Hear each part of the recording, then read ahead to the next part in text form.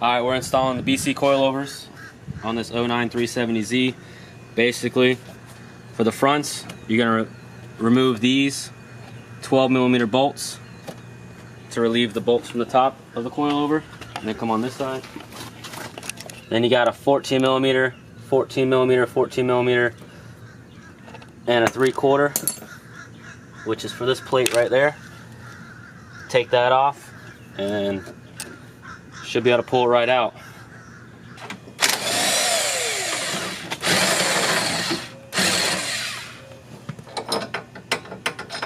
Easy peasy.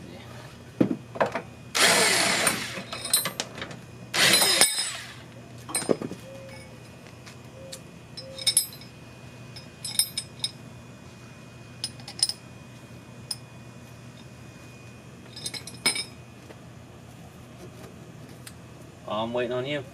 Once you got this little top hat section off, this should all be loose. I mean, you can, it's all loose, so I should be able to pull this out.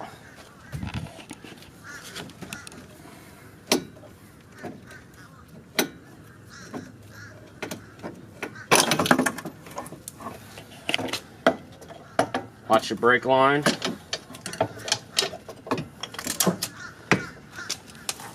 Magic, bro. Boom. All in all, we've never done this on a 370Z, and it took us 20 minutes to get one off.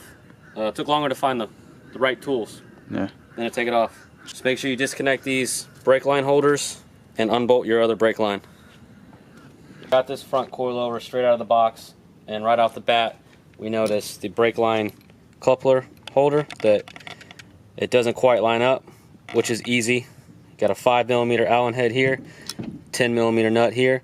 Once you loosen it about that much, you can turn it by hand, and then once you get it on the car, just snug it up.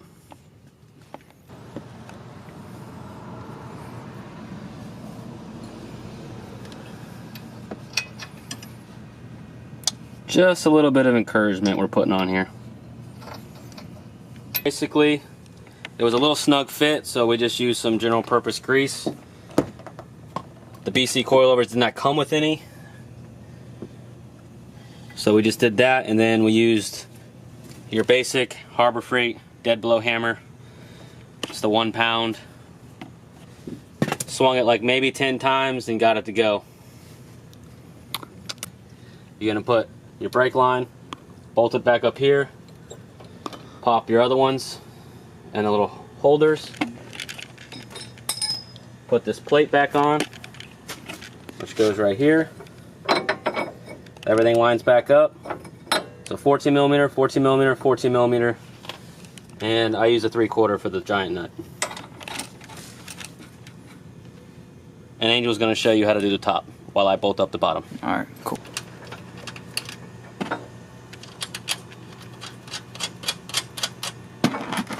Can I tie them up?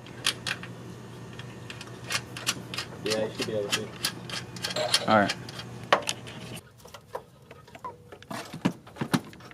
Here is Angel's rear spring. We removed the top bump stop. We retained the bottom bump stop with the new spring. The perch is at the top. There are 3 tabs that kind of hold this in place. You can see there's the indentation there, there's an indentation there, and there's an indentation there. So what we did was the hammer that we needed for the front, the dead blow from Harbor Freight, tap them in, flatten them out, so now the perch sits flush. Here's your final product. So for this side, we put a jack under the spring retainer, which you can see here. We got a piece of wood because this is hollow out in the center, not really hollow, but it's inset, so this allows it to grab it flush, just to take the tension off when you're doing the bolts. Here's all the tools we used. The 1 pound dead blow, 17mm ratchet wrench, 17mm ratchet, adjustable, and a 12mm 3/8 with an extension so you can get the top off. Up top you have 2 bolts that come down. That's what you're going to use the extension with the 12mm. Everything else on this side is 17mm. The lower bolt here that you'll have to remove, and this bolt here which holds the spring in place. That's a 17? It. And that's also a 17.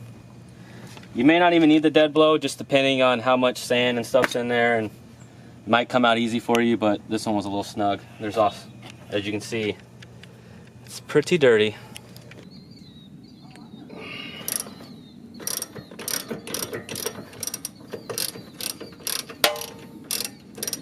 We used an impact for the front, but there's really no room to use it in the rear. Besides, it's not that hard. Everything is pretty much just hand snug tight. RFT, really tight, really tight, really tight, really tight, really tight. Bam.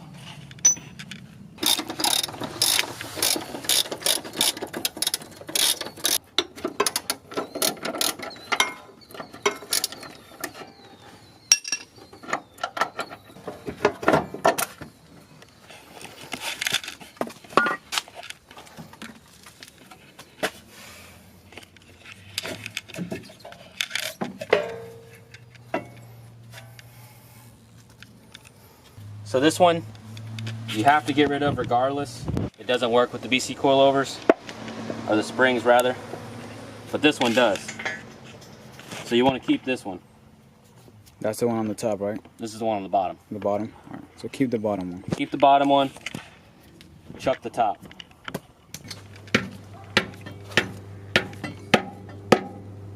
Can you see it?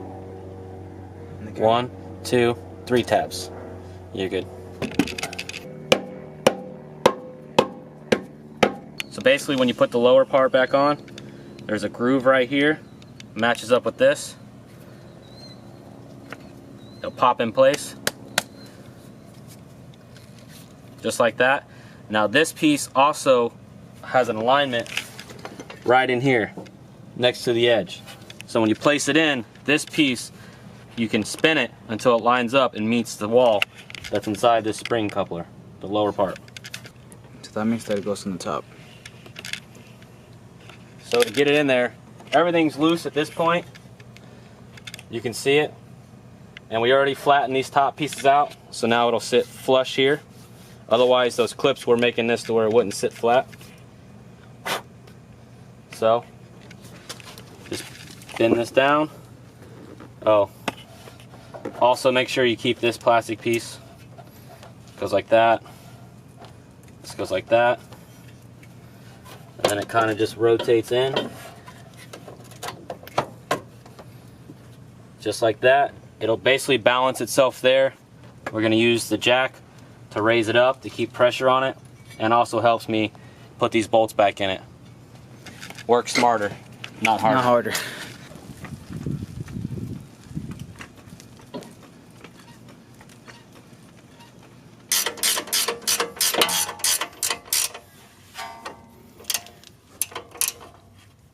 On the other side of this lower bolt here, I put the new bolt, the new nut that comes from BC. Cool.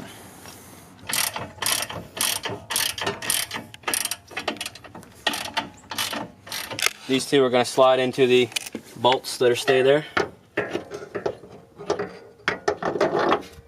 So, we rotate this like so.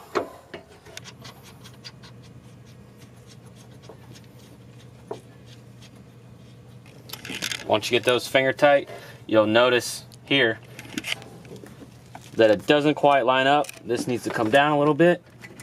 So if you can't get it by force, you can just do that. Here's your other 17, goes on the other side.